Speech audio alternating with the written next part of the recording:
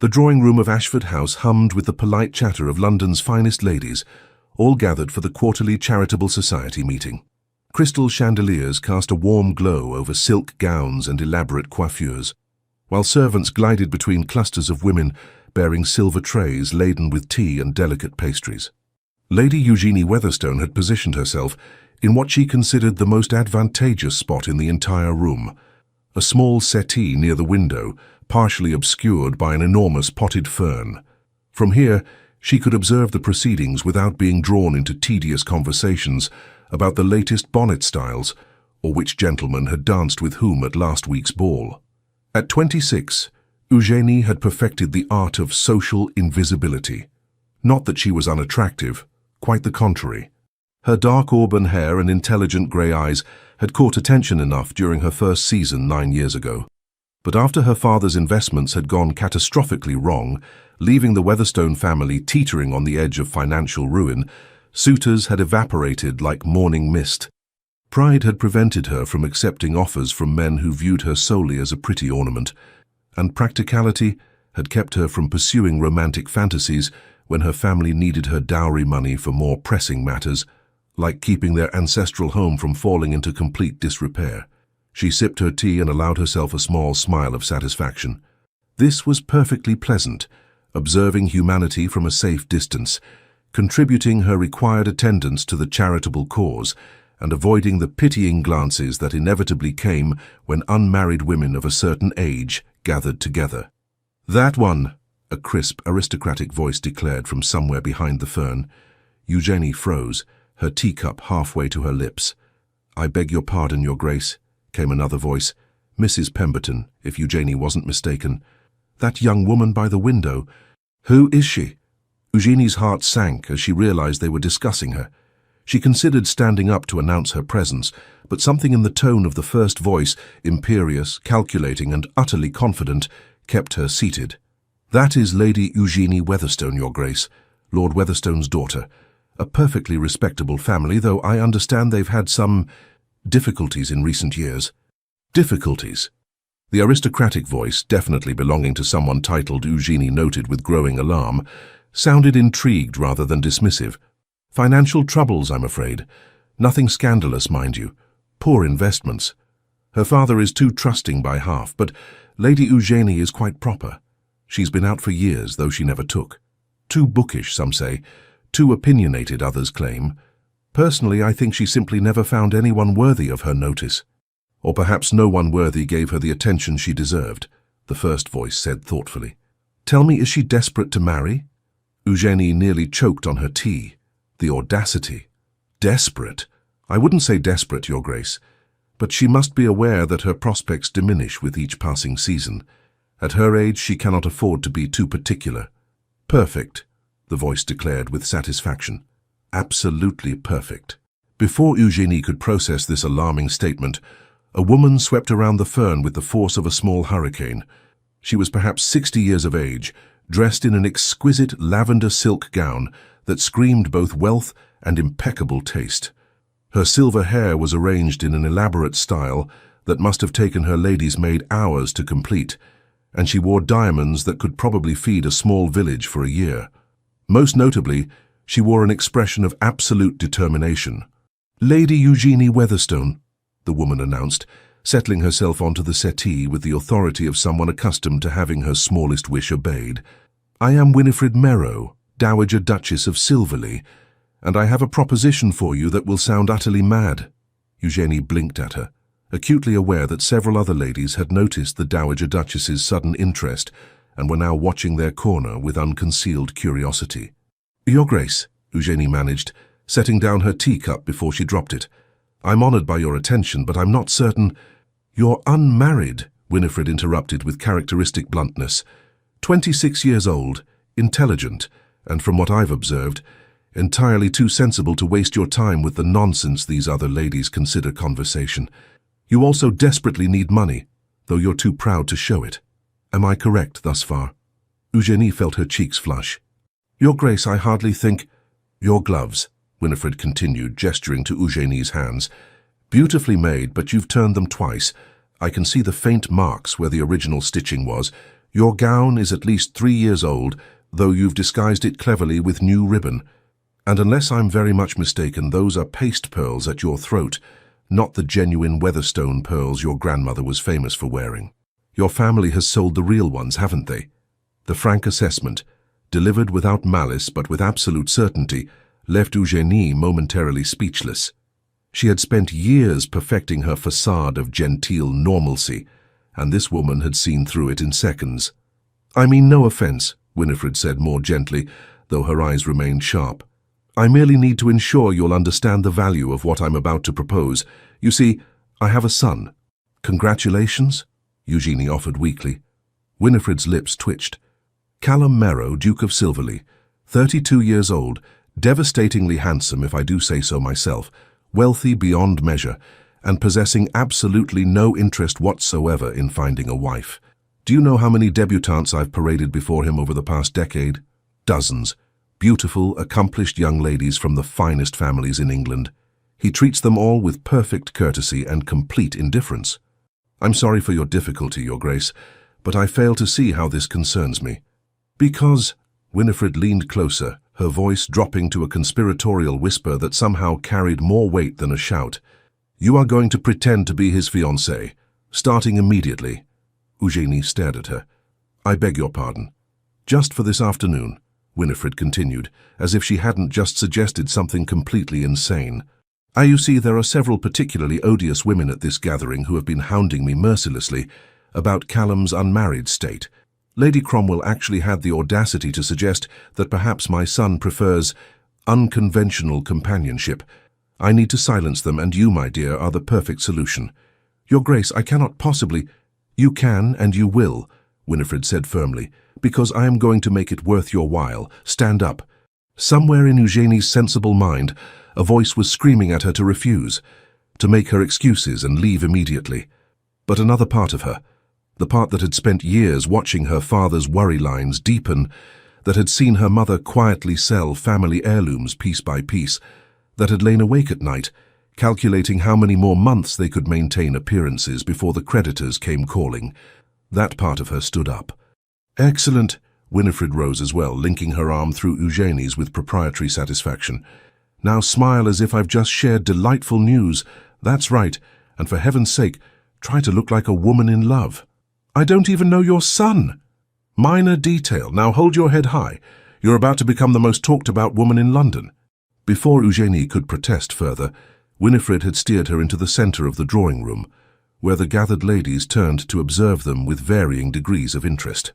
"Ladies," Winifred announced in a voice that carried effortlessly across the room, bringing all conversation to an immediate halt, "I have the most wonderful news. May I present my son's fiancée, Lady Eugénie Weatherstone. The wedding will be in 3 months' time at St. George's. We're keeping it small, only 500 guests or so." The room erupted. Women surged forward with congratulations and questions, their voices blending into an incomprehensible cacophony. Eugénie felt herself being pulled into embraces by people she barely knew, heard herself murmuring responses that she couldn't quite process, and caught glimpses of faces ranging from delighted to devastatingly envious. Through it all, Winifred remained at her side, a small smile of triumph playing about her lips. "Your Grace," Eugénie hissed under her breath during a brief lull in the onslaught, "this is madness. When your son discovers what you've done—" "Oh, Callum will be furious," Winifred agreed cheerfully. "Absolutely apoplectic. It will be magnificent. He's been far too complacent lately. This will do him good." "Do him good? You've just announced to all of London society that we're engaged." "Indeed I have. And now you have a choice, my dear. You can publicly humiliate both yourself and me by denying it in front of all these witnesses, ensuring that neither of our reputations ever recovers.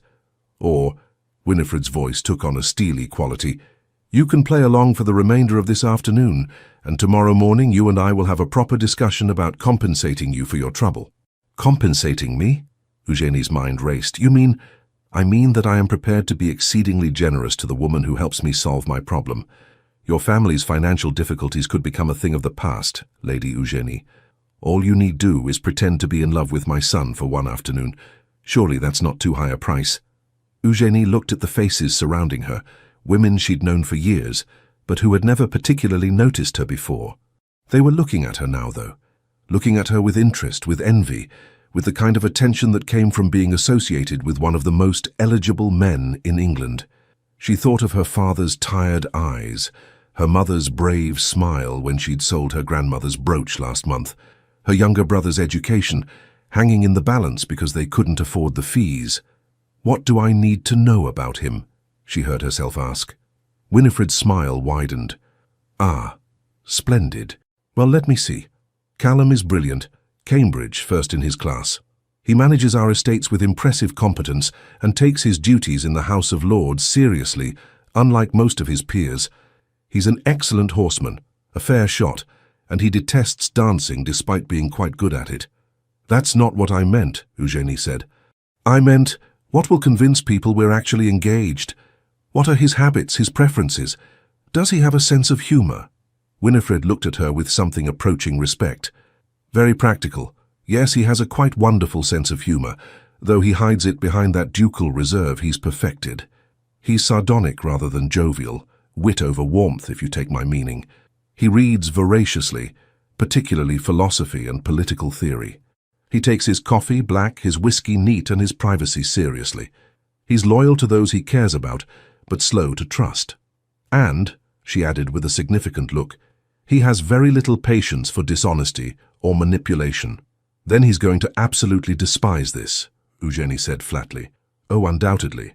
But by the time he discovers it, you'll have made such an impression on London society that breaking the engagement will be far more trouble than maintaining the fiction. At least for a short while." "A short while?" 3 months should suffice, long enough to satisfy the gossips and get everyone accustomed to the idea that Callum is finally settling down. After that, we can arrange a quiet dissolution of the engagement. Mutual decision, no scandal, everyone parts as friends. "And the compensation you mentioned?" "We'll discuss specific terms tomorrow," Winifred said, "but I assure you, it will be more than adequate to resolve your family's financial concerns. Shall we say enough to pay off your father's debts and provide a comfortable settlement besides?" Eugenie's breath caught. That kind of money would change everything. Her father could stop selling off pieces of their heritage. Her mother could hold her head high in society again. Her brother could finish his education. All she had to do was pretend to love a man she'd never met for one afternoon, and then, apparently, continue the pretense for 3 months. It was mad. Completely, utterly mad. "Very well," Eugenie said, "but tomorrow morning we discuss terms properly. And if your son wishes to end this charade immediately, I'll support whatever explanation he prefers." "Excellent," Winifred said, "though I doubt Callum will want to end it once he thinks through the implications. He's far too clever for that. Now smile. Lady Cromwell is approaching, and she's the worst gossip in London. Whatever you tell her will be repeated in every drawing room by evening." Lady Cromwell was a formidable woman in puce satin, her expression hovering between congratulation and calculation. "Lady Eugenie, my dear girl, I had no idea you even knew the Duke of Silverley. How delightfully secretive you've been." "The Duke and Lady Eugenie preferred to keep their understanding private," Winifred answered before Eugenie could speak. "Young love, you know. They wanted time to know each other without society's scrutiny." "How romantic." Lady Cromwell's eyes narrowed with interest. "And where did you meet, if I may ask?" Eugenie's mind went blank. Where would a duke and an impoverished lady even cross paths? She opened her mouth, desperately grasping for a plausible explanation. "At the British Museum," Winifred supplied smoothly. "They both have a passion for ancient Greek philosophy. Isn't that right, dear?" "Yes," Eugenie seized on the lie gratefully. We discovered we were both examining the same collection of manuscripts. We struck up a conversation about Aristotle's ethics, and—" She gestured vaguely. One thing led to another. It sounded absurd even to her own ears, but Lady Cromwell seemed to accept it. "How very intellectual. I suppose that explains why the Duke hasn't been seen courting anyone. He was too busy courting you in secret." "Precisely," Winifred said with satisfaction. The afternoon continued in much the same vein. Eugenie found herself repeating variations of the museum story, accepting congratulations from women who had barely acknowledged her existence before, and feeling increasingly like she'd been swept up in a theatrical production without being given her lines. By the time the charitable society meeting concluded, her face ached from forced smiling, and her mind reeled from the sheer audacity of what she'd just done. As the ladies began to depart, Winifred squeezed her arm. "You did beautifully. My carriage will collect you tomorrow morning at 10 o'clock. We'll discuss everything properly then." "Your Grace," Eugenie said quietly, "what happens when your son finds out what we've done?" Winifred's expression turned thoughtful. "Callum has spent the last decade avoiding his responsibilities where marriage is concerned. Perhaps this will remind him that a duke has duties beyond managing estates and attending Parliament. Sometimes, my dear, we must be forced into recognizing what we truly need. And what if what he truly needs isn't me? Then we'll have 3 months to discover that, won't we?" Winifred patted her hand. "But I have a feeling you're going to surprise us both. There's more to you than a pretty face and good breeding, Lady Eugenie. I saw it the moment you started asking practical questions instead of swooning over the honor of becoming a duchess. Callum needs someone with intelligence and spine, not another simpering debutante. You might be exactly what he requires." With that cryptic statement, the Dowager Duchess swept away, leaving Eugenie standing in the emptying drawing room, wondering what on earth she had just agreed to. She was supposed to pretend to be the Duke of Silverley's fiancé, a man she had never met, a man who, according to his mother, despised dishonesty and manipulation. This was, without question, the most ridiculous situation she had ever found herself in. And yet, as she made her way home in the Weatherstones' shabby carriage, another reminder of their reduced circumstances, Eugenie couldn't quite suppress a flutter of something that might have been anticipation. For the first time in years, something interesting was happening to her, something unexpected and absurd and potentially disastrous, but also possibly something that could save her family. She arrived home to find her mother in the drawing room, mending curtains that should have been replaced 2 years ago. "Eugenie, darling, how was the charitable society meeting?" Eugenie looked at her mother, still beautiful despite the lines of worry around her eyes, still maintaining the graceful dignity that had made her one of the most admired women of her generation, still pretending that everything was perfectly fine, even as their world crumbled piece by piece. "Actually, Mother," Eugenie said slowly, "something rather extraordinary happened. I appear to have gotten engaged." Her mother's needle stopped mid-stitch. "You what?" "To the Duke of Silverley. His mother announced it to the entire charitable society. The wedding is to be in 3 months at St. George's." There was a long, profound silence. Then her mother set down her mending with great care. "Eugenie Charlotte Weatherstone, sit down and explain yourself this instant." As Eugenie recounted the afternoon's events, she watched her mother's expression cycle through disbelief, horror, and finally, cautious calculation. "Let me understand this correctly," her mother said when Eugenie had finished. "The Dowager Duchess of Silverley has promised to compensate you, us, for participating in a false engagement to her son." "Yes." "An engagement that will last 3 months and then be quietly dissolved." "That's what she proposed." "And you believe she'll actually pay what she's promised?"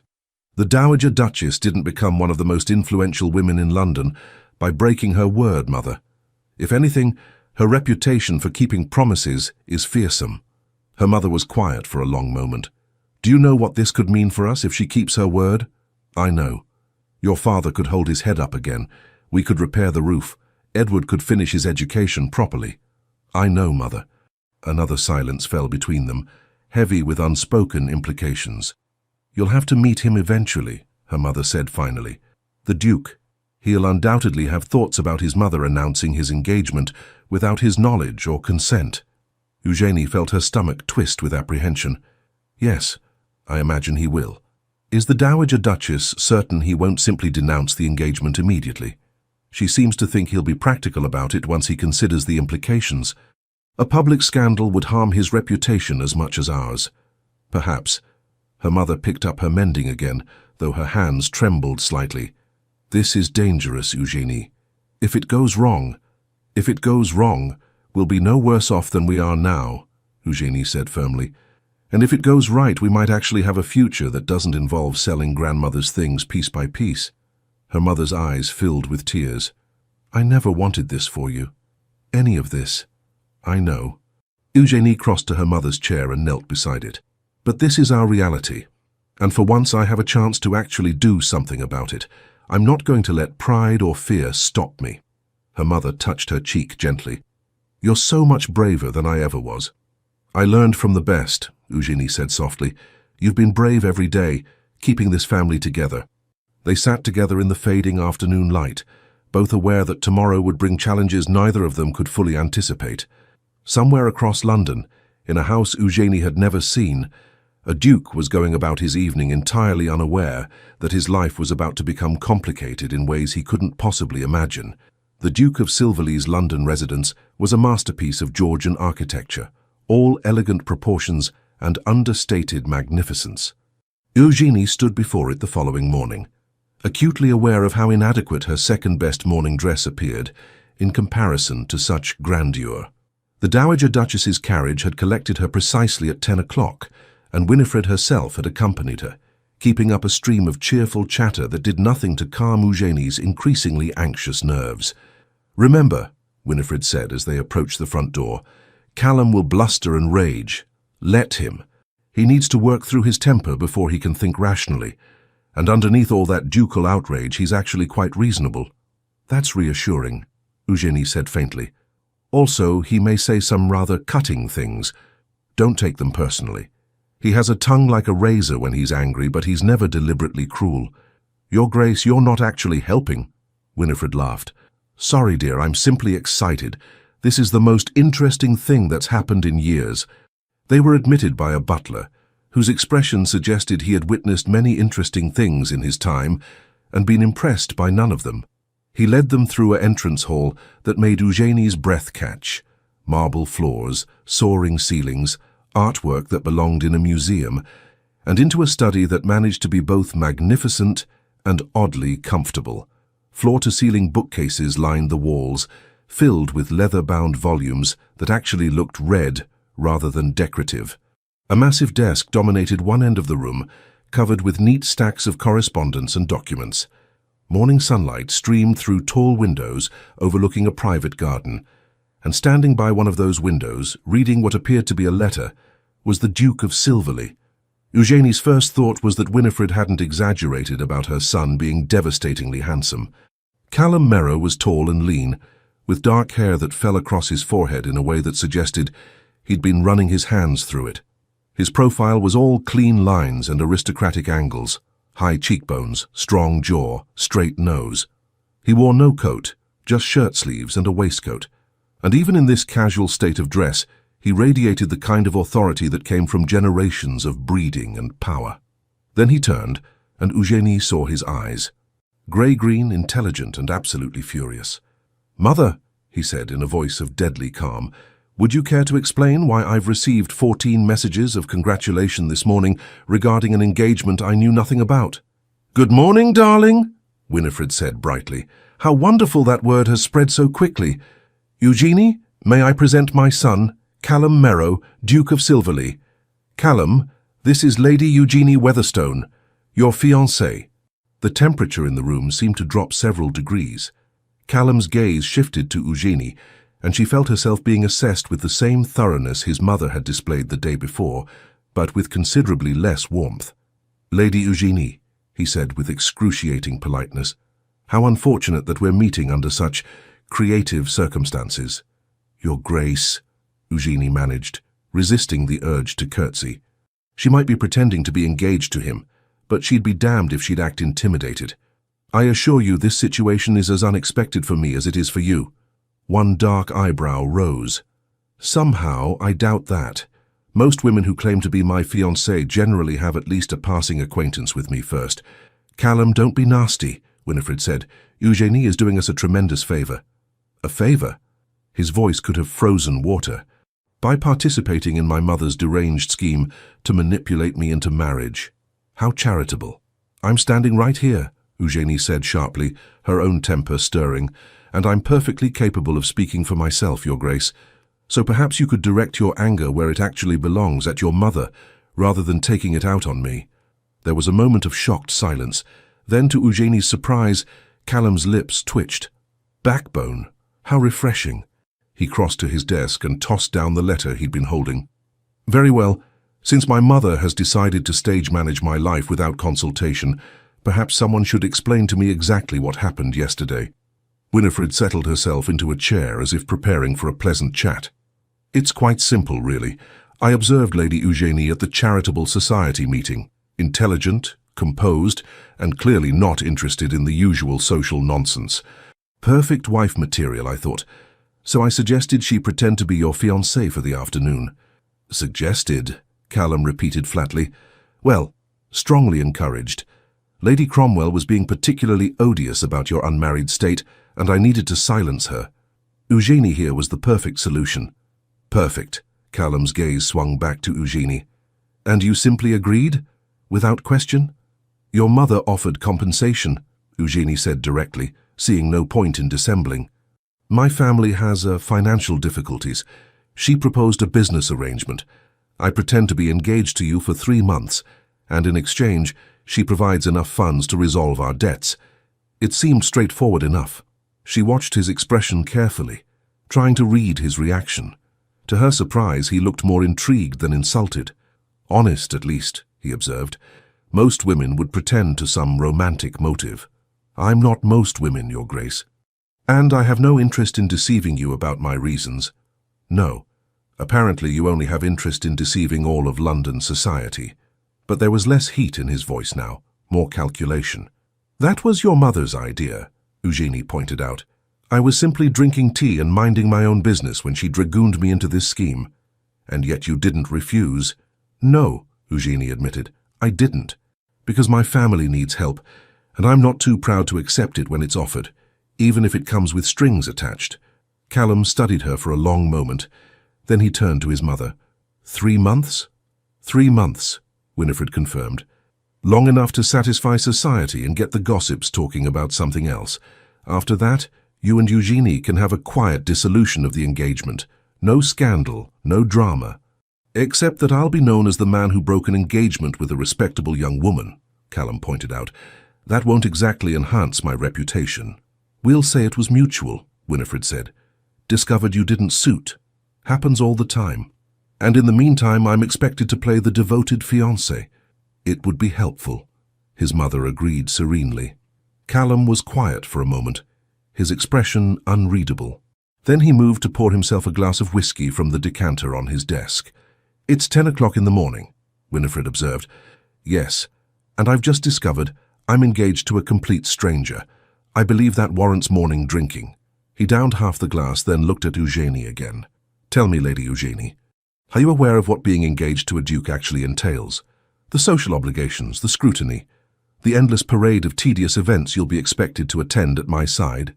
I imagine it's considerably more pleasant than watching my family's home fall apart around us, Eugenie said evenly. Something flickered in his eyes, surprise perhaps or reluctant respect. You're remarkably pragmatic about this. I find pragmatism useful in difficult situations. And this is a difficult situation. Extraordinarily so, Eugenie agreed, but not insurmountable. Your mother is right about one thing. If you denounce the engagement now, it creates a scandal that harms both of us. Better to maintain the fiction for a short time and then end things quietly. 3 months isn't so very long. Callum finished his whiskey and set down the glass with precise care. Very well. I'll agree to this absurd charade on 2 conditions. Which are? Winifred asked. First, we establish clear terms. Lady Eugenie will receive her compensation in stages. 1/3 now to demonstrate good faith, 1/3 at the halfway point, and the final third when the engagement ends amicably. That ensures cooperation from all parties. Agreed, Winifred said promptly. And the second condition? Callum looked directly at Eugenie. You move into this house immediately. What? Eugenie and Winifred spoke simultaneously. If we're going to convince London society that this engagement is real, we need to be seen together, frequently. That means dinners, events, morning rides in the park, all the tedious courtship rituals people expect. It will be far easier if you're living under my roof, with my mother as chaperone, of course. Callum, that's highly irregular, Winifred protested. So is arranging a fake engagement without my knowledge, he countered. Besides, plenty of engaged couples live in the same household with appropriate chaperonage. It will actually make our story more convincing. He had a point, Eugenie realized with dismay, and she could see the calculation in his eyes. This was a test. He expected her to refuse, to balk at such an unconventional arrangement. "All right," she said. Both Merrows turned to stare at her. "All right," Callum repeated. "If it makes the arrangement more practical, I see no reason to object. As long as the living situation is properly chaperoned, and as long as you understand that this is purely a business arrangement."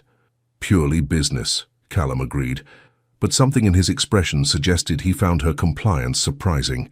"Then we have an accord. Mother, I trust you can make the financial arrangements Lady Eugenie and I have discussed?" "Of course." Winifred looked between them, clearly pleased with how this was unfolding. "I'll have the first payment delivered to Lord Weatherstone this afternoon." "Excellent. Lady Eugenie, how soon can you relocate your belongings?" Tomorrow?" Eugenie's mind was reeling. Everything was moving so fast. "Tomorrow it is." Callum moved back to his desk, already dismissing them. "Mother, please show Lady Eugenie to whatever rooms you think appropriate, and someone should probably notify the staff that we're about to have another resident." "Wait," Eugenie said. "That's it? We're just doing this?" Callum looked up, and for the first time she saw a hint of humor in his eyes. "Did you expect more discussion? You've accepted my terms. I've accepted yours. The arrangement is settled, unless you're developing cold feet." "No," Eugenie said quickly. "I simply thought that I'd rage and threaten and throw you out." His smile was sardonic. "I considered it, but as you pointed out, the damage is already done. My mother has ensured that half of London believes we're engaged. Fighting it would only create more problems, so we might as well make the best of this farce." He returned his attention to the papers on his desk. "We'll have dinner together this evening, 7 o'clock. Please dress appropriately. If we're going to convince people we're madly in love, we should probably have at least one proper conversation." It was clearly a dismissal. Eugenie followed Winifred out of the study, her mind churning with everything that had just transpired. In the space of a single morning, she'd gone from impoverished lady to the Duke of Silverley's fiancée. She was moving into his house, tomorrow, to spend 3 months pretending to be in love with a man who clearly resented the entire situation. What had she gotten herself into? Moving into the Duke of Silverley's London residence proved to be considerably more complicated than Eugenie had anticipated. Her mother had spent the entire evening in a state of anxious excitement, alternating between concerns about propriety and relief at the promised financial assistance that had indeed arrived that afternoon, delivered in person by the Dowager Duchess's secretary with a bank draft that had made Eugenie's father's hands tremble. "This is real," he'd said quietly, staring at the paper as if it might vanish. "This is actually happening." "Try not to spend it all at once," Eugenie had said, attempting levity to cover her own anxiety. "I've committed to 3 months of extremely awkward social theatre." Now, watching her meagre belongings being loaded into the Merrow family carriage, she felt the full weight of what she'd agreed to settle over her like a physical thing. "It's not too late to change your mind," her mother said softly, squeezing her hand. "We could find another way." "There is no other way, Mother. We both know that." Eugenie returned the pressure. 3 months.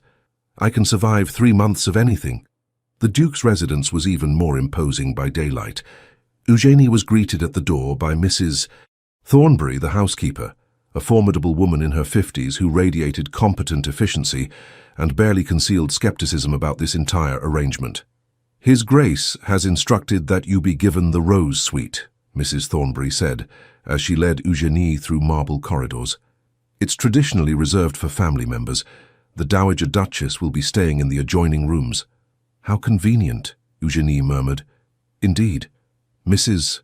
Thornbury's tone suggested she had opinions about this entire situation, but was too professional to voice them. "His Grace takes his breakfast in the morning room at 8 o'clock precisely. Luncheon is informal. Most days he's out managing estate business. Dinner is at 7, formal dress required."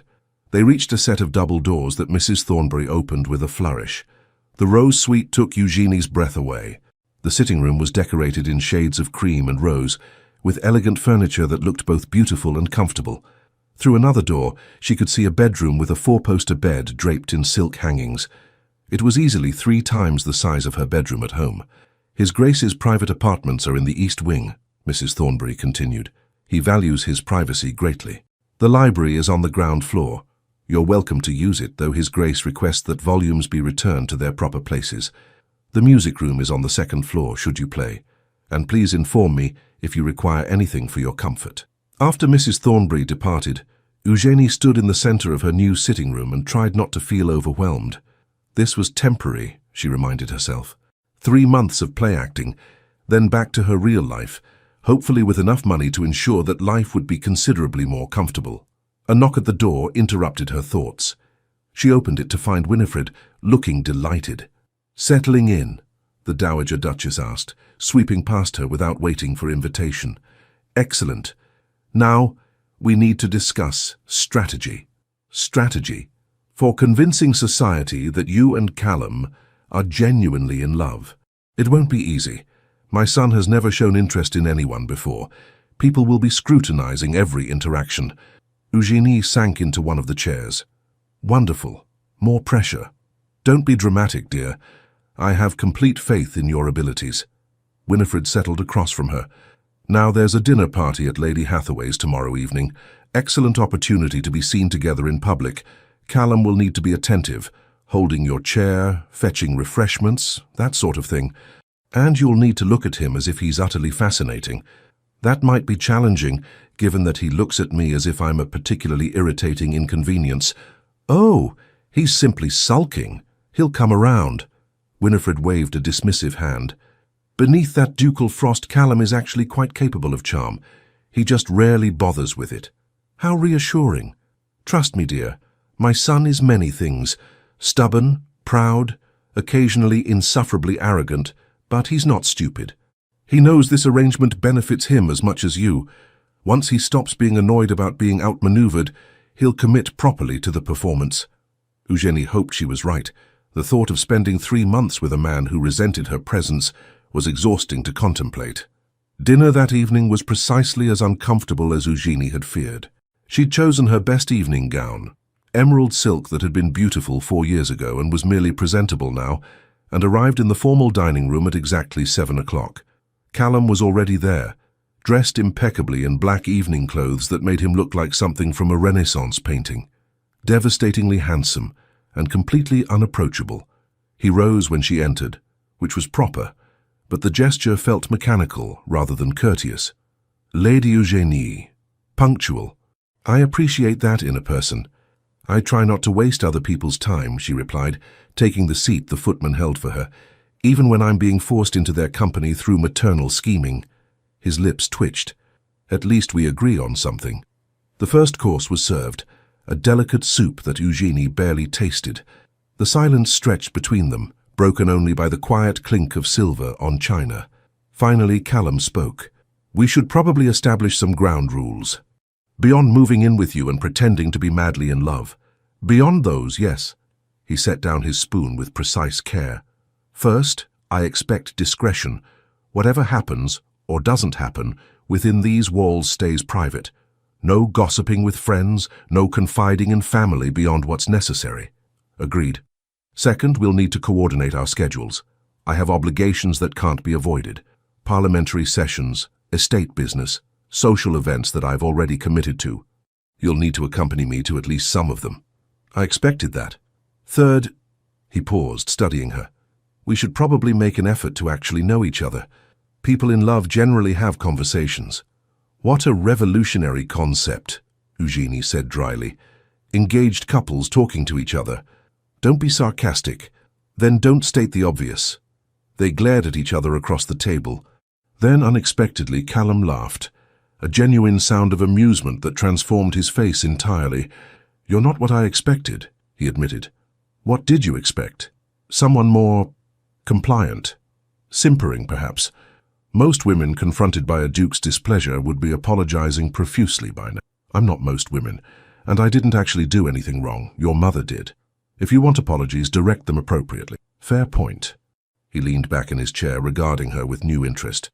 "Tell me about yourself, Lady Eugénie, beyond the financial difficulties that brought you into this mess." It was the first time he'd asked her anything personal. Eugénie considered how much to reveal. "I'm 26 years old.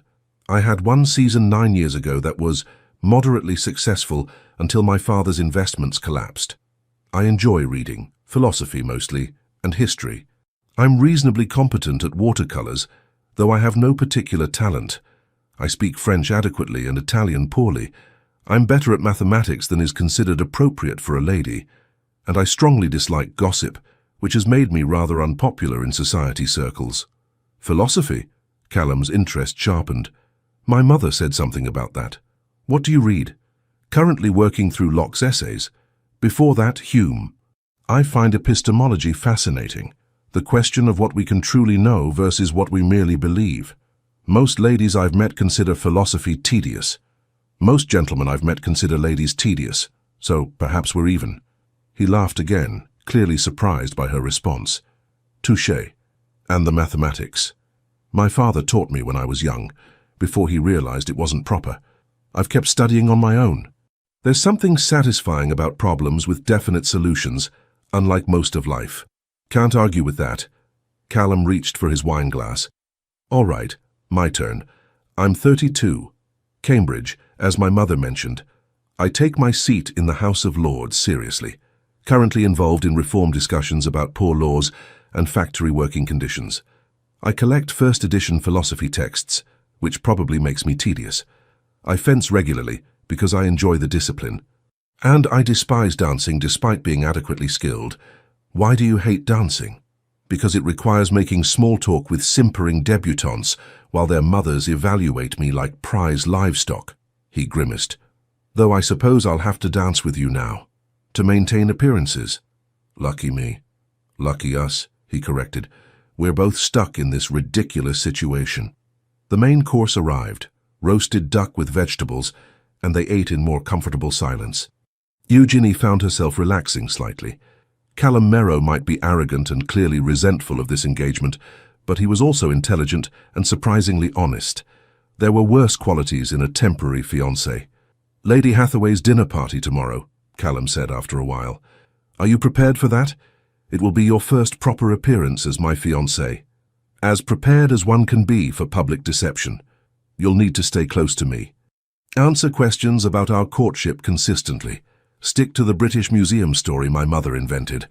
And for heaven's sake, try to look at me occasionally as if I'm not completely insufferable. That might require considerable acting skill. I have complete faith in your abilities, he said, echoing his mother's earlier words with obvious sarcasm. Likewise, Your Grace, I'm sure you can manage to look besotted for a few hours. I'm a duke. I can manage anything when necessary. What a humble attitude. I prefer confident.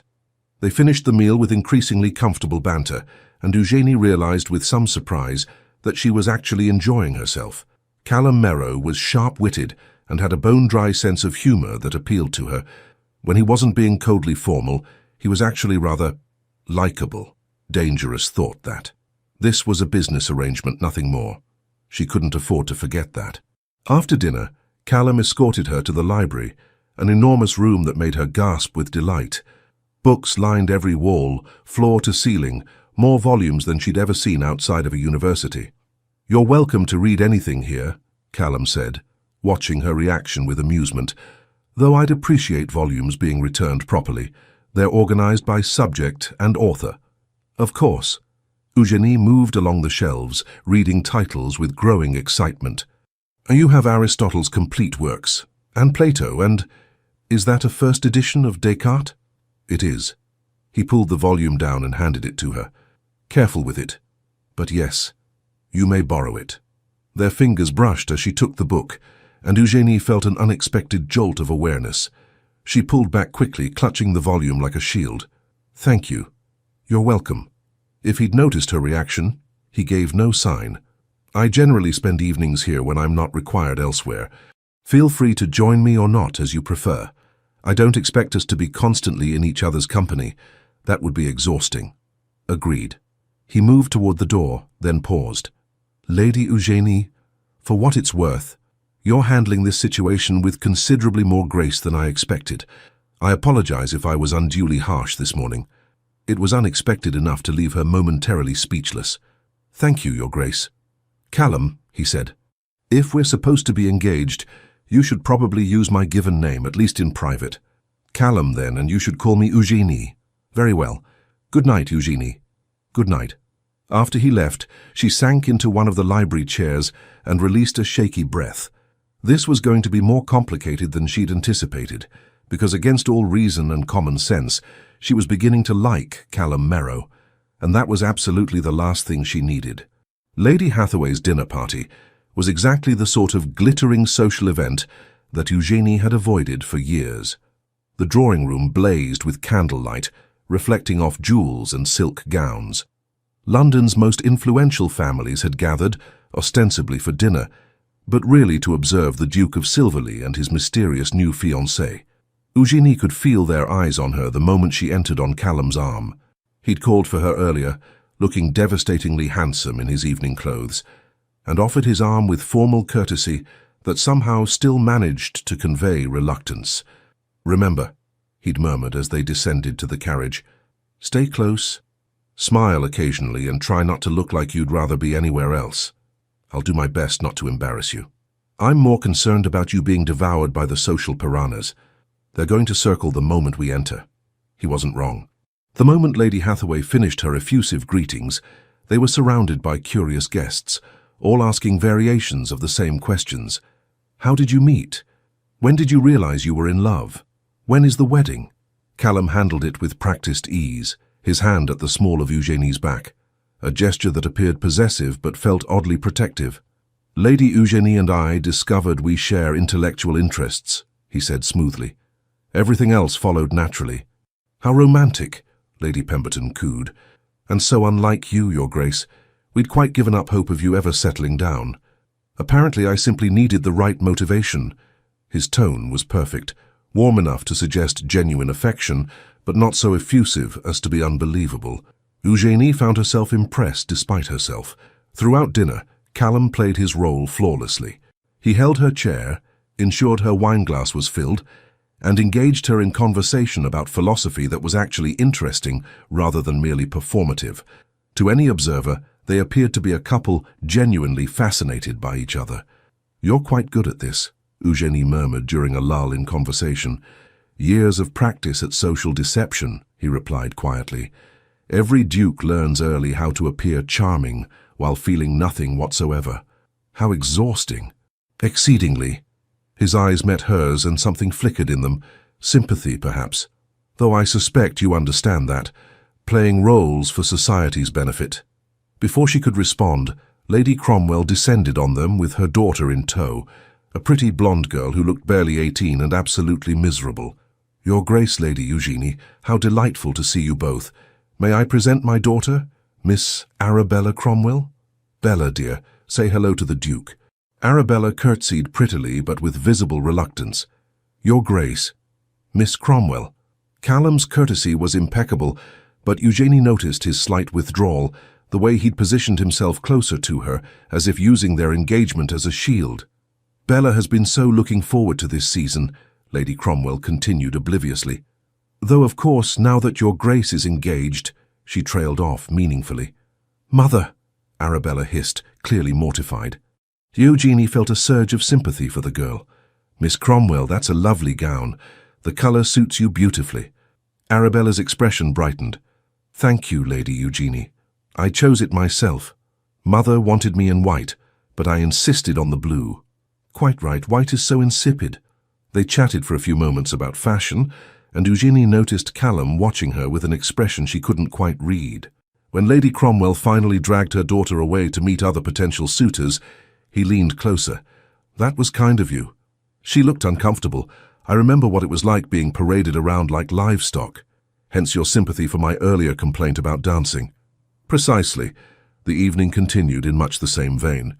Eugenie found herself actually enjoying parts of it, particularly when she and Callum managed to find a quiet corner and discuss the political reform bill he was working on. He was passionate about improving conditions for factory workers, and his arguments were well-reasoned and compelling. "Most people don't expect dukes to care about such things," he said. "They assume we're all too busy enjoying our privilege to notice suffering. But you're not." "No. Perhaps because my father made sure I understood that privilege comes with responsibility. Power should serve purpose, beyond personal gratification." "That's quite progressive thinking." "Don't spread that around. I have a reputation for aristocratic arrogance to maintain." She laughed, and he smiled, a genuine expression that transformed his usually stern features. For a moment it was easy to forget this was all pretense. As the evening wound down and they prepared to leave, Lady Hathaway pulled Eugenie aside. "My dear, I must say, I've never seen the Duke look at anyone the way he looks at you. You've quite captured his attention." Eugenie manufactured an appropriate blush. "He's very special. Indeed. And you seem perfect for each other. Intelligent conversation, shared interests, much better than some simpering debutante who'd bore him within a week." In the carriage ride home, Callum was quiet, staring out the window at the dark London streets. "You did well tonight," he said finally. "Very convincing." "As did you." "Yes, almost too convincing." He turned to look at her, his expression unreadable in the dim light. "We need to be careful, Eugenie." "Careful of what?" "Of forgetting this isn't real. It would be easy to get confused, to start believing our own performance." Her heart gave an odd thump. "I'm not confused." "Good. Neither am I, just establishing clarity." But his tone suggested he was trying to convince himself as much as her. When they arrived home, Callum escorted her to her suite with formal courtesy. "Good night, Eugenie." "Good night, Callum." She closed the door and leaned against it, her mind whirling. He was right to be concerned. Tonight had felt disturbingly natural. The conversations, the shared humor, the way they'd moved together through the social minefield. It would be very easy indeed to forget this was temporary, to start imagining that the warmth in his eyes was real rather than performed. She couldn't afford that kind of foolishness. In 3 months, this engagement would end. Callum would return to his ducal life, and she would return to hers, hopefully with enough money to secure her family's future. That was the agreement. That was reality. Everything else was just acting, even if it was starting to feel like something more. The next 6 weeks passed in a blur of social engagements, afternoon teas, and increasingly comfortable domesticity that Eugenie found both pleasant and deeply unsettling. She and Callum had fallen into a routine. Breakfasts were companionable affairs where they discussed the day's papers and planned their social calendar. Afternoons often found them in separate pursuits, Callum managing a state business or attending Parliament, Eugenie reading in the library or accompanying Winifred on charitable calls. Evenings varied between social obligations and quiet hours in the library, where they'd sit in separate chairs reading but somehow still together. It was all terrifyingly domestic. "You realize people are starting to believe this," Winifred observed one afternoon as she and Eugenie took tea in the drawing room. "The engagement, I mean. Even the skeptics are convinced." "Isn't that the point?" Eugenie poured tea with practiced grace, still marveling at the quality of the china, Sèvres porcelain that probably cost more than her family's annual income. "Yes, but—" Winifred studied her with those sharp eyes. "How are you finding the arrangement? Honestly." "It's fine." "Fine. What a passionate endorsement." Eugenie set down the teapot with more force than necessary. "What do you want me to say, Your Grace? That I'm enjoying playing house with your son? That I've forgotten this is temporary?" "Have you forgotten?" "No." But even as she said it, Eugenie felt the lie of it. Because somewhere in the last 6 weeks, something had shifted. It had started small. Callum remembering she preferred her tea with lemon rather than milk. Him pulling down books he thought she'd enjoy without being asked.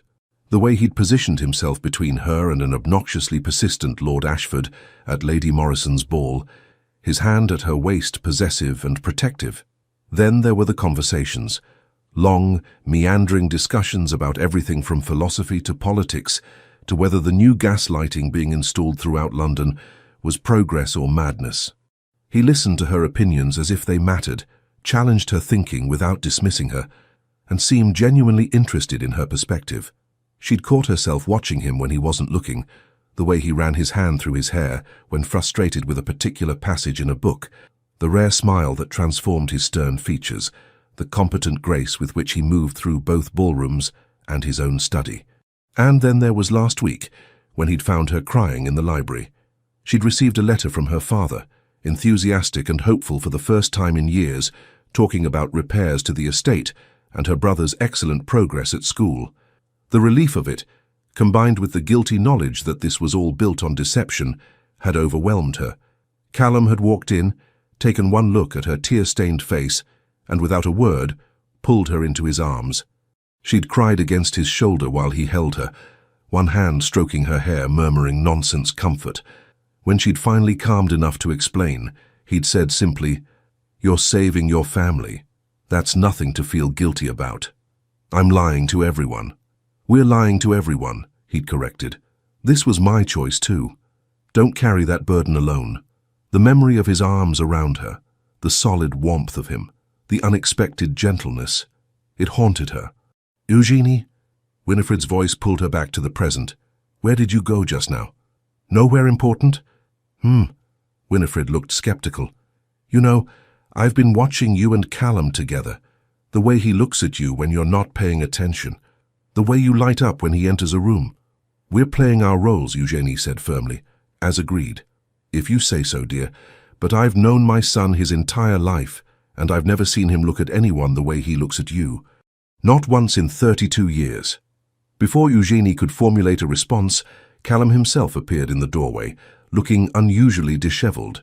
His cravat was loosened, his hair mussed, as if he'd been running his hands through it repeatedly, and his expression was somewhere between frustrated and exhausted. "Problems, darling?" Winifred asked. "The reform bill is being blocked by idiots who care more about maintaining their factory profits than basic human decency," Callum said tersely. "I've spent 4 hours in debate with men who think 10-year-olds working 14-hour days is perfectly acceptable." "How dreadful," Eugenie said. "Can the bill be salvaged?" "Possibly, if we can convince enough votes, but it's exhausting arguing with people who refuse to see reason." He noticed their tea setup and moved toward them. "May I join you, or is this ladies' time?" "Join us," Eugenie said, pouring him a cup. "Lemon, no sugar." He took it with a small smile. "You remembered." "Hard to forget after 6 weeks." He settled into the chair beside her, close enough that she could feel the warmth of him. "Tell me something completely unrelated to factory reform and parliamentary obstinacy. Please. I need to think about anything else." "I finished the Descartes," Eugenie offered, "and I've started on Spinoza." "Ah, yes. Nothing says light reading like 17th century rationalism." But his tone was teasing rather than dismissive. "What do you think of it?" "Dense. Occasionally brilliant. Sometimes I suspect he's making things more complicated than necessary, just to sound intellectual." Callum laughed, the genuine sound that she'd come to treasure. "Fair assessment. Though don't let the philosophy dons hear you say that." "What philosophy dons would I be speaking with?" "Good point." He stretched his legs out, relaxing visibly. "Though you'd hold your own if you did. You've got a sharper mind than half the men I studied with at Cambridge." The casual compliment sent warmth through her. "That's quite a statement from someone who graduated first in his class." "It's also true." His eyes met hers with an intensity that made her breath catch. "You know that, don't you? That you're genuinely intelligent, not just intelligent for a woman." She faltered, unsure how to respond to such direct praise. "Because you are," he continued. "And anyone who's dismissed you as merely decorative is an idiot who doesn't deserve your attention." Winifred cleared her throat meaningfully. "Well, this is enlightening." They both seemed to realize simultaneously that they'd been staring at each other, that the atmosphere had shifted into something charged and complicated. Callum stood abruptly. "I should return to work. I have correspondence to review before tomorrow's session." "Of course," Eugenie managed. He paused at the doorway, looking back. "We're attending the opera tomorrow evening. Winifred, you're joining us, yes?" "Naturally," his mother confirmed. "Can't have the engaged couple attending alone. Propriety must be observed." After he left, Winifred turned to Eugenie with a knowing smile. "Still just playing roles?" "Don't," Eugenie said quietly. "Don't what?"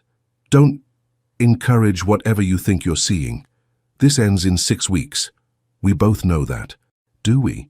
Winifred's expression turned serious. "Eugenie, dear, I know I orchestrated this arrangement initially. And yes, I had hopes it might become something more.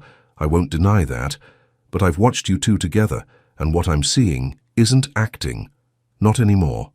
"It has to be," Eugenie insisted, "because if it's not—" She broke off, unable to complete the thought. "If it's not, then what? You might actually be happy. Heaven forbid. I'm not his equal, Eugénie said bluntly. I'm an impoverished lady from a family on the edge of ruin. He's a duke. In the real world, outside this temporary fiction, we don't belong together. The real world, Winifred repeated thoughtfully. What an interesting phrase. As if the past 6 weeks haven't been real. As if the conversations, the laughter, the genuine connection you've built, none of that counts because it started with a lie. It doesn't matter how it feels. The arrangement expires in 6 weeks. We agreed. Arrangements can be renegotiated. Winifred stood, preparing to leave. All I'm saying is don't dismiss the possibility of something genuine simply because it began unconventionally. Some of the best things in life happen when we least expect them. After she left, Eugénie sat alone with her cooling tea and increasingly confused thoughts. The problem was, Winifred was right about one thing. It no longer felt like acting. When Callum smiled at her, her heart did foolish things. When he touched her hand or stood close enough that she could smell his cologne, her pulse raced. When they talked late into the evening about philosophy or politics or nothing in particular, she felt more alive than she had in years. But that didn't change reality. Callum Merrow was a duke with responsibilities and social standing. She was Lady Eugénie Weatherstone from a family whose financial stability currently depended on maintaining this fiction. Even if something real had developed between them, and she wasn't admitting it had, pursuing it would be complicated beyond measure. Better to maintain the boundaries. Finish the agreed-upon 3 months. Take the money that would secure her family's future and walk away. Even if the thought of walking away from Callum made her chest ache with surprising intensity. The opera the following evening was a grand affair. Eugénie wore the new gown Winifred had insisted on purchasing, deep sapphire silk that made her skin glow and her eyes appear almost luminous. She'd caught Callum staring when she descended the stairs, an expression on his face she couldn't quite interpret. "You look—" He paused, seeming to search for words.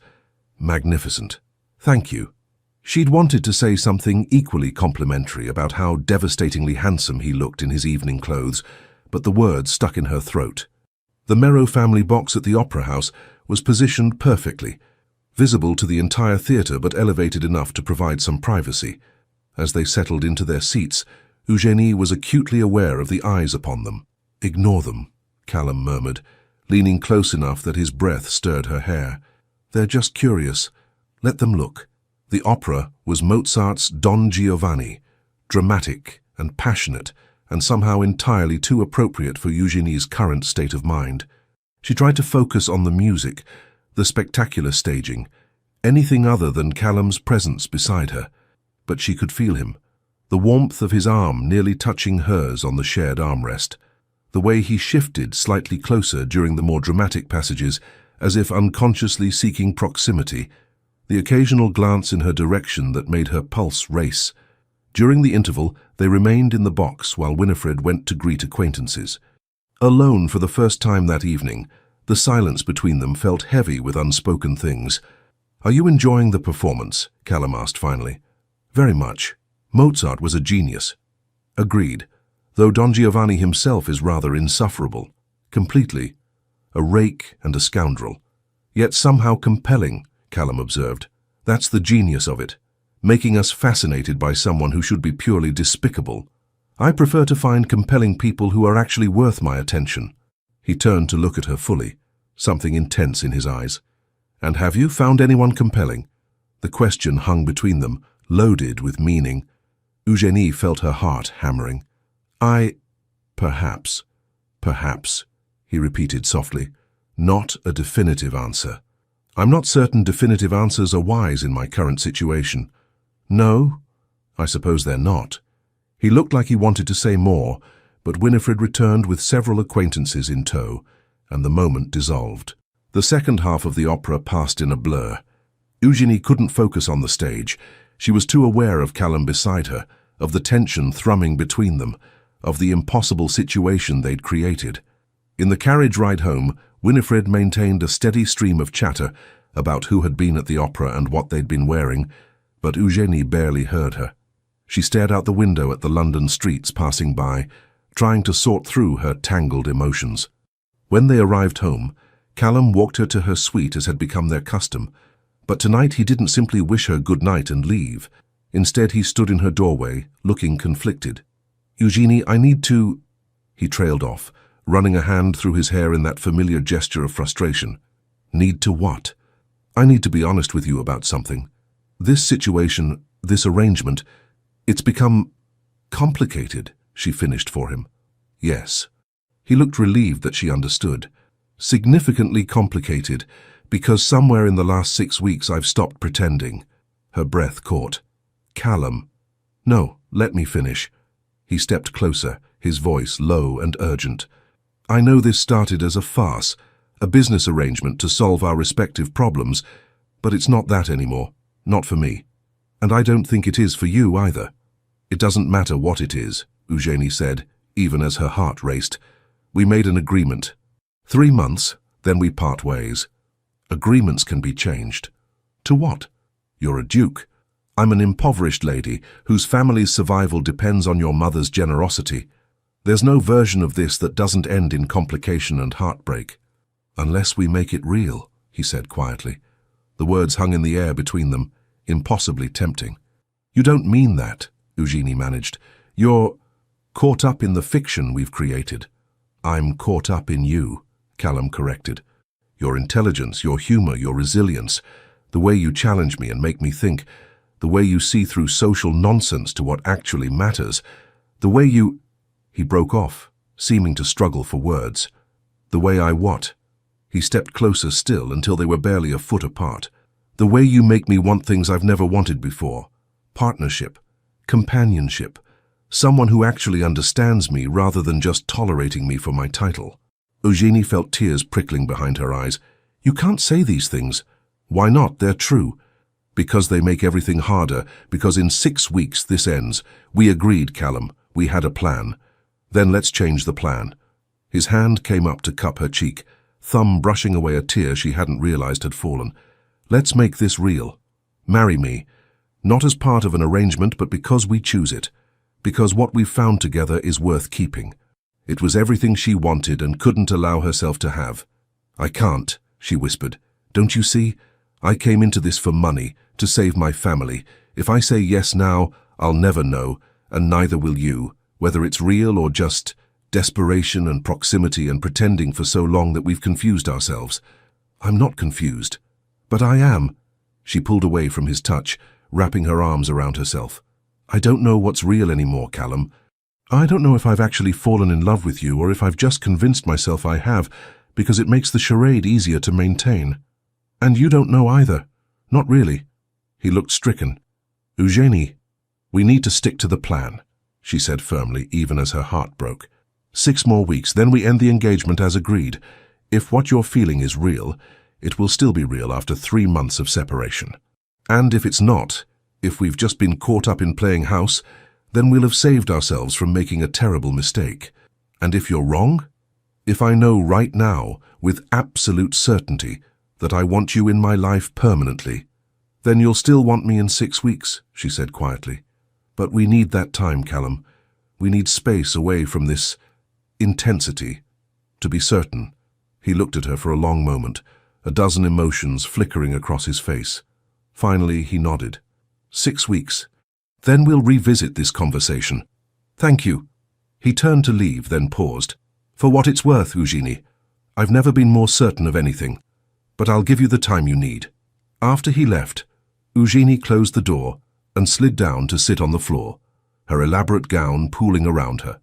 She buried her face in her hands and let herself cry, for what she wanted, for what she was afraid to take, for the impossible situation they'd created, because Callum was right. Somewhere in the last 6 weeks she had stopped pretending too. She'd fallen in love with him, with his intelligence and his unexpected kindness, with his passion for making the world better and his dry humor, with the way he looked at her as if she was the most fascinating person he'd ever met. But loving him didn't make the complications disappear. It didn't change the fact that their relationship was built on deception, that her family's financial security still depended on maintaining this fiction. 6 more weeks.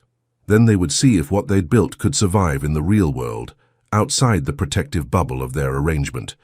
It was going to be the longest 6 weeks of her life. The remaining weeks of the engagement crawled by with agonizing slowness.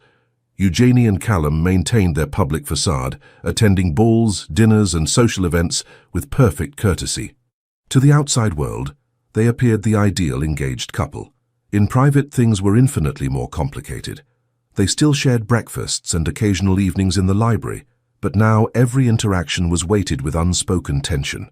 Callum never again mentioned making the engagement real, but his eyes said everything his words didn't, and Eugenie found herself aching with the need to close the distance between them, to give in to what she wanted, but she held firm to her decision. They needed time apart to be certain. With only 3 days remaining before their agreed-upon separation, Winifred summoned Eugenie to the drawing room with unusual urgency. "We have a problem," the Dowager Duchess announced without preamble. Eugenie's stomach dropped. "What kind of problem?" "Lady Cromwell has been investigating. She's gotten it into her head that this engagement is fraudulent." "What? How?"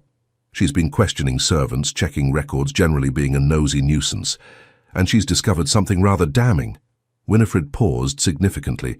"There's no record of Callum ever visiting the British Museum during the time period we claimed you met." Eugenie felt the blood drain from her face. "Can she prove anything?" "Not definitively, but she's spreading rumors, suggesting the engagement was arranged for financial reasons, that you're a fortune hunter who trapped Callum into this sham." "That's not—" Eugenie broke off, realizing it was partially true. She had entered this arrangement for money, even if her motivations were more complex than Lady Cromwell could imagine. "I know it's not the full truth," Winifred said gently, "but perception matters in our world. If these rumors gain traction, it could damage both your reputations significantly. Then we'll end the engagement early, as planned. Issue a statement about discovering we don't suit. That will only confirm suspicions that something was wrong from the beginning." Winifred studied her carefully. "There is another option, which is, make it real. Marry Callum, not in 3 months, but now, this week, before Lady Cromwell's poisonous rumors can spread further." Eugenie's heart hammered. "You can't be serious." "I'm entirely serious. Think about it, my dear. The best way to silence gossip about a fraudulent engagement is to actually get married. It becomes impossible to claim deception when you're legally bound. But Callum knows about Lady Cromwell's investigation.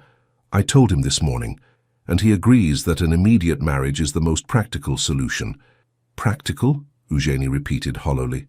"How romantic. Romance is lovely, but survival is more important." Winifred's tone turned sharp. "You've spent 6 weeks building something genuine with my son, whether you want to admit it or not. Don't let pride and fear destroy that because the timing isn't perfect." Before Eugenie could respond, Callum himself entered the drawing room. He looked tired, she noticed, shadows under his eyes suggesting he'd slept poorly. "I assume Mother has explained the situation," he said without preamble. "She has." "And what do you think?" His voice was carefully neutral, giving nothing away. Eugenie looked between them, Winifred with her calculating determination, Callum with his guarded expression. This was madness, complete and utter madness. "I think," she said slowly, "that I need to speak with Callum, alone." Winifred took the hint, sweeping out with a knowing smile. Once they were alone, Callum moved to the window, staring out at the garden. "You don't have to do this." "Do what?" "Marry me to salvage the situation. I won't force you into anything, Eugenie. If you want to end this now, face the scandal, I'll support whatever you decide. And your reputation? Will survive. I'm a duke. I have certain privileges when it comes to weathering gossip." He turned to face her. "But yours might not recover. An impoverished lady accused of trapping a duke into a false engagement. Society won't be kind. I'm aware. So the question is—" He moved closer, his expression intense. "What do you want? Not what's practical or sensible. What do you actually want?" It was the most direct question anyone had ever asked her, and standing there looking at Callum Merrow, this complicated, brilliant, unexpectedly tender man who'd somehow become the center of her world, Eugenie realized she was tired of lying, to society, to Winifred, to herself. "I want you," she said simply. "I've wanted you for weeks now, but I was too afraid to admit it. Afraid it wasn't real, that I was fooling myself, that you only felt obligated because of the arrangement. His expression softened. You're never going to be rid of me now, you realize. Not after admitting that. Is that a threat, Your Grace? A promise, Lady Eugenie. He closed the remaining distance between them. So let me be equally direct.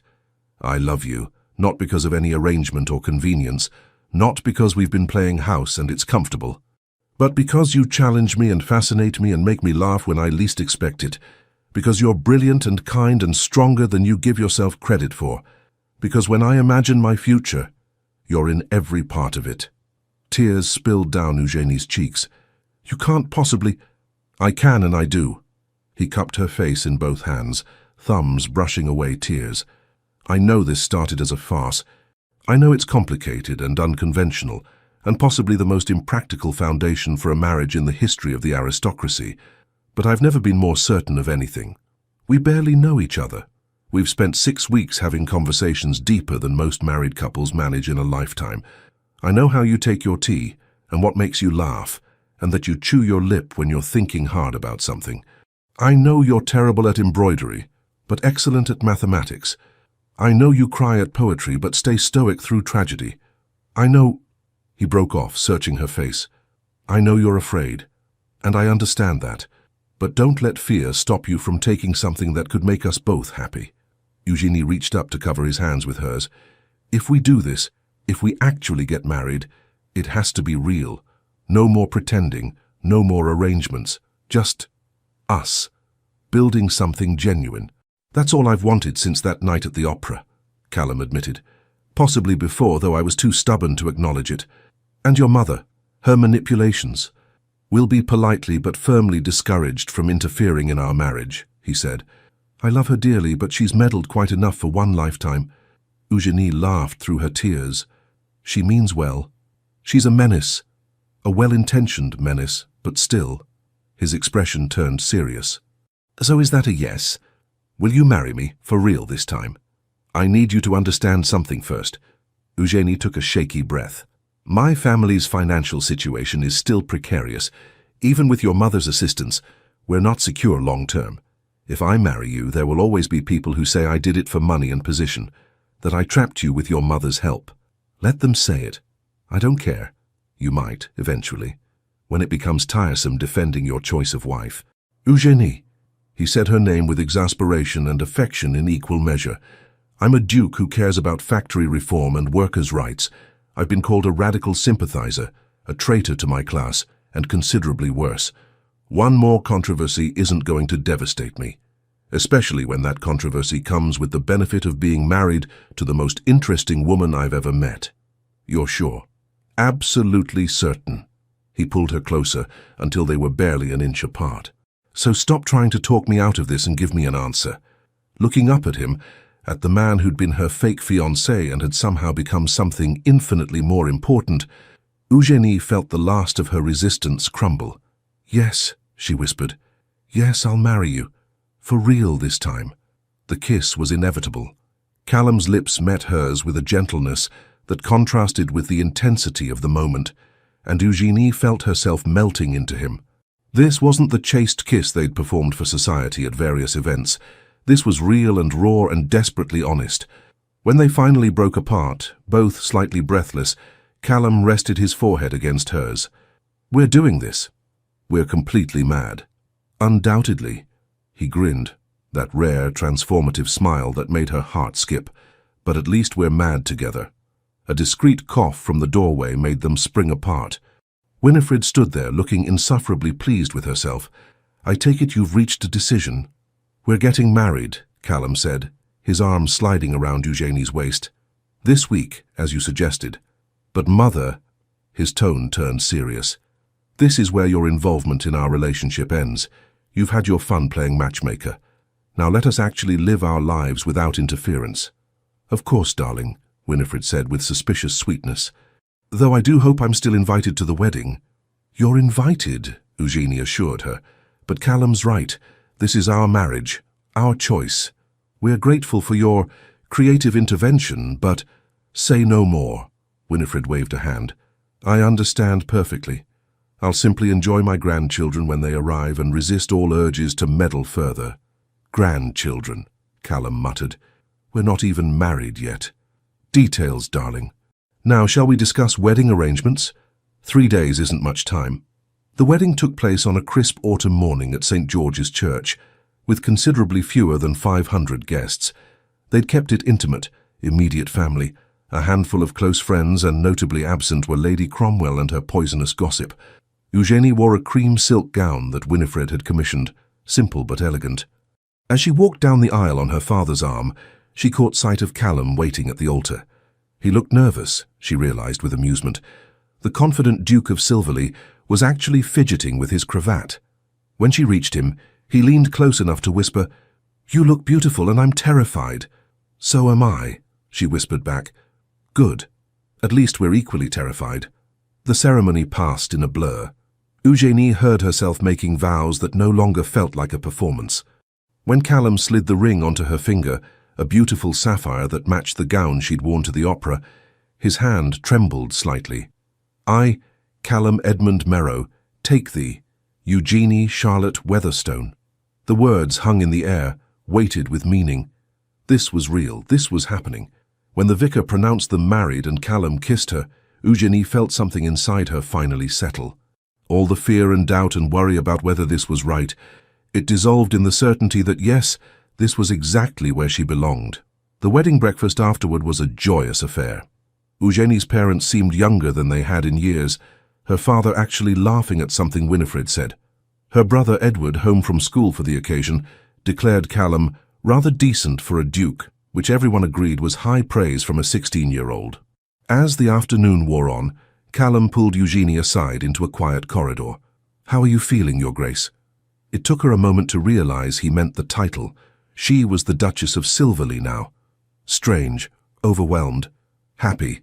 Good. Those are all appropriate reactions. He pulled her closer, his arms encircling her waist. "I have something for you." "Another gift?" "You've already been too generous. This one's different." He produced a folded paper from his jacket. "Open it." Eugenie unfolded the document, scanning the contents. Her breath caught. It was a trust deed, establishing a permanent income for her family, managed independently of their marriage. More than enough to maintain their estate comfortably and provide for her brother's education and future. "Callum, this is insurance," he said quietly. "So you'll never have to wonder if you married me for money. This is yours regardless of what happens between us. If our marriage succeeds, and I fully intend that it will, this gives your family security without being tied to my goodwill. If somehow we're completely wrong about each other and everything falls apart, you'll still have provided for them. Either way, that burden is lifted." She looked at him through tears. "You didn't have to do this." "Yes, I did, because I need you to know that I want you here as my wife, as my partner, because I love you, not because you need my money or my protection. Those come freely, but your choice to stay has to be just that, a choice." Eugenie threw her arms around him, the document crumpling between them. "You impossible, wonderful man. How did I get so lucky?" "I believe my mother ambushed you at a charity tea," he said dryly. "But I like to think fate played a role too." They stood there in the corridor, holding each other, until someone called that the carriages were ready to take them home. To their home, Eugenie realized. Not his house where she was a temporary guest, but their shared residence. The thought was both thrilling and terrifying. That night, after the guests had departed and the house had quieted, Eugenie stood in her new bedroom, the Duchess's suite adjoining Callum's rooms, trying to process everything that had happened. A soft knock at the connecting door made her turn. "Come in." Callum entered, having changed out of his formal wedding clothes into a dressing gown. He looked younger somehow, less like a duke and more like just Callum. "I wanted to make sure you're all right," he said. "This has been a rather overwhelming day." "I'm fine. Better than fine." She moved to where he stood. "Though I keep expecting to wake up and discover this is all an elaborate dream. If it is, we're sharing it, which seems improbable." He reached out to tuck a strand of hair behind her ear, his touch gentle. "We don't have to, that is, I don't expect—" He broke off, clearly struggling. "Are you trying to tell me we don't have to consummate the marriage tonight?" Eugenie asked with amusement. "Yes, exactly that. We can take our time, get more comfortable with each other. There's no rush." She considered him for a moment. This man who'd shown her kindness when he could have been cruel, who'd respected her intelligence and valued her opinions, who'd just given her family financial security to prove his love was genuine. "What if I don't want to wait?" she asked softly. His eyes darkened. "Eugenie, we've been pretending for months, Callum, maintaining careful distance even when we wanted more. I'm tired of pretending, tired of being careful." She moved closer until they were nearly touching. "We're married now, actually married. I don't want our wedding night to be another exercise in restraint." "Are you certain?" His voice had gone rough. "Because once we cross this line—" "I'm certain." She reached up to cup his face, drawing him down to her. "I love you. I choose this. I choose you. No more doubts." The kiss that followed was nothing like their previous careful pecks for society. This was hungry and desperate, and absolutely honest. Callum's arms came around her, pulling her close as if he'd never let go. "I love you," he murmured against her lips. "God, Eugenie, I love you so much." She pulled back just enough to smile at him. "Then perhaps you should show me." What followed was tender and sometimes awkward. They were both nervous, despite everything, but also profoundly right. Every touch felt like a discovery, every kiss a promise. When Callum finally made her his wife in truth as well as law, Eugenie felt as if something fundamental had shifted in the universe. Afterwards, lying tangled together in the massive bed, Callum traced patterns on her bare shoulder. "So," he said eventually, "shall we discuss how we're going to navigate married life? Establish some ground rules? Ground rules for marriage? How romantic? I prefer practical." But he was smiling. "Though I suppose rule one should be honesty. We started this with lies. Let's make sure we continue with truth." "Agreed, what else?" "We face society together. Whatever gossip Lady Cromwell spreads, whatever complications arise from our unconventional beginning, we present a united front." "Of course. And," he hesitated, "we try, genuinely try to make this work. Not because of arrangements or obligations, but because we've chosen each other." "Callum," she turned to face him fully, "I meant my vows today. I'm not going anywhere. You're stuck with me for the rest of your life." "Stuck with you," he repeated with satisfaction. "I can live with that." They fell asleep wrapped around each other, and for the first time in months, Eugenie felt completely at peace.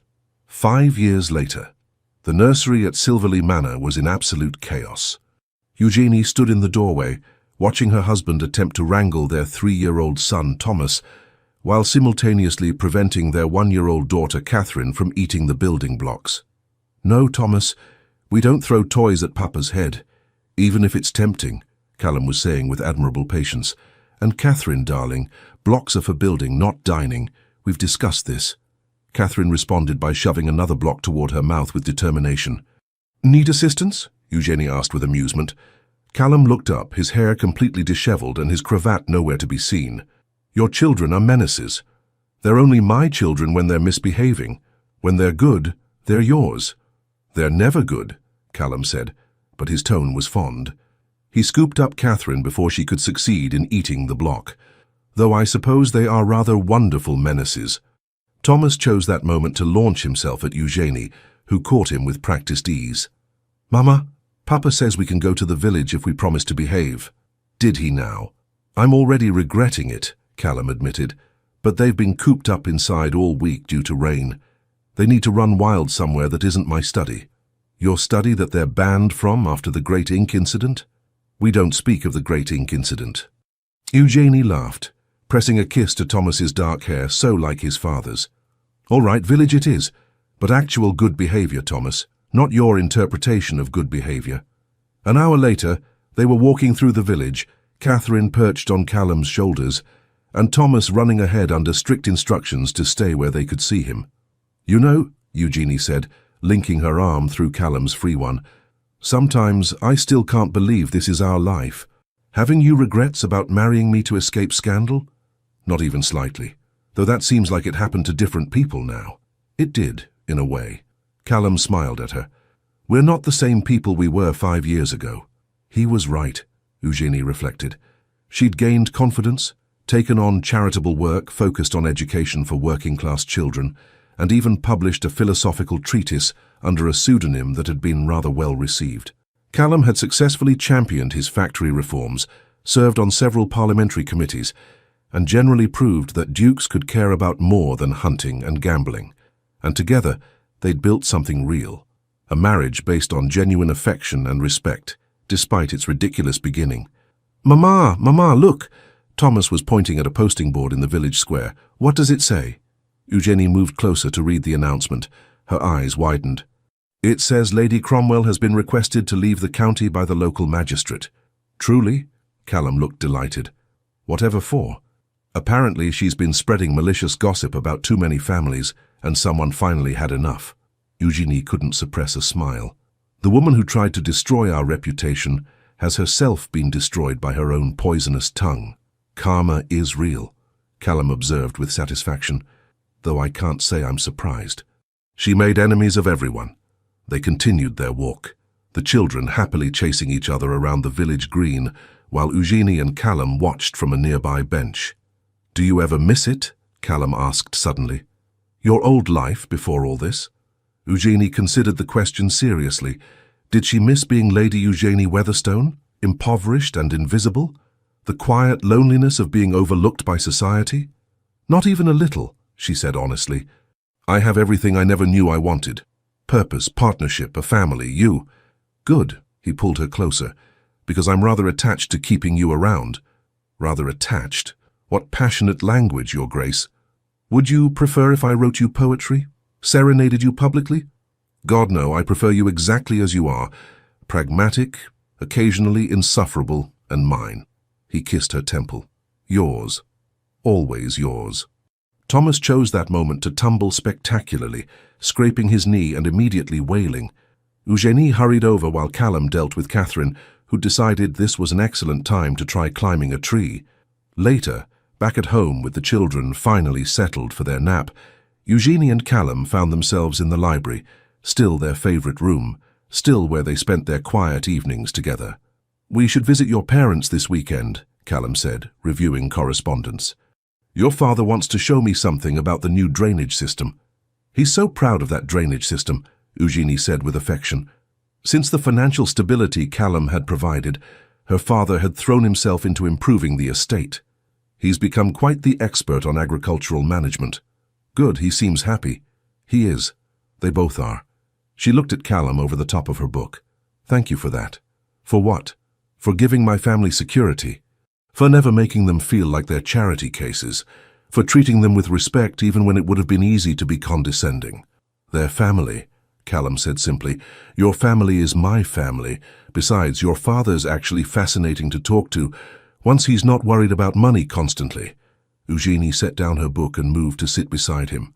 "Have I mentioned lately that I love you?" "Not in the last hour. I was beginning to worry." She swatted his arm but couldn't suppress her smile. "I love you. Desperately, inconveniently, completely." "Inconveniently?" "You distract me from reading." "Very inconvenient." "I'll endeavor to be more distracting then." He pulled her into his lap, making her laugh. "Can't have you finding books more interesting than your husband?" "Impossible task. You're unfortunately fascinating."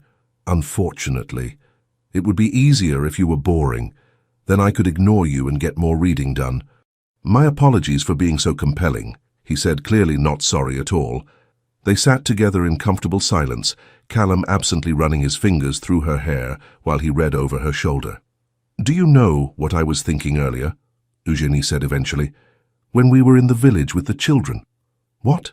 "That I'm glad your mother ambushed me at that tea. Glad she concocted that absurd scheme. Because without it, we never would have found each other." Callum was quiet for a moment. "I've thought that too. It's strange, isn't it? How the best things sometimes start in the most improbable ways. Should we tell the children someday about how we really met?" "Absolutely. When they're old enough to appreciate the absurdity." He pressed a kiss to her hair. "They should know that sometimes taking a chance on something ridiculous leads to something extraordinary." "Very philosophical, Your Grace." "I learned from the best." Eugenie twisted to look up at him. "I really do love you, you know. Not the convenient fiction we created, not the role we played, but you, exactly as you are." "I know." His eyes were soft with affection. "I've known it since that night you cried in this library and let me hold you. Since you trusted me with your fear and uncertainty, that's when I knew this was real. Not when I agreed to marry you. That's when I hoped. But trust? That's when I knew. They sat together as the afternoon light faded, talking about everything and nothing.